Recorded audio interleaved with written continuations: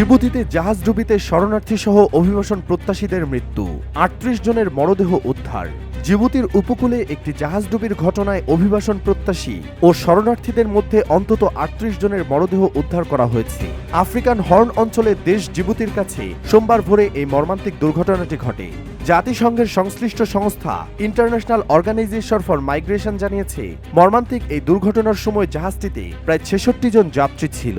IOM জানিয়েছে, জাহাজের নারী, শিশু এমনকি নবজাতকও ছিলেন।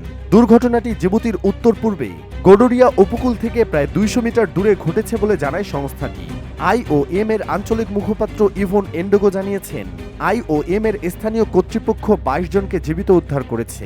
প্রায় ৬০ জন ইথিওপীয় অভিবাসী ছিল বলে জানিয়েছে। ইস্টার্ন রুট নামে পরিচিত এই পথে প্রতি বছর হাজার হাজার আফ্রিকান অভিবাসী লোহিত সাগর পাড়ি দিয়ে যুদ্ধবিধ্বস্ত ইয়েমেন হয়ে সৌদি আরবে পৌঁছানোর চেষ্টা করেন। তীব্র দারিদ্র্যের হাত থেকে তাদের পরিবারকে বাঁচাতে এই বিপজ্জনক পথ পাড়ি দেন তারা। তথ্য অনুযায়ী সৌদি আরবে কর্মসংস্থানের জন্য এই পথ পাড়ি দিতে গিয়ে সাম্প্রতিক ৫ বছরে অন্তত ১৮৯ ইথিওপীয় নাগরিক জাহাজ দুর্ঘটনার শিকার হয়েছেন।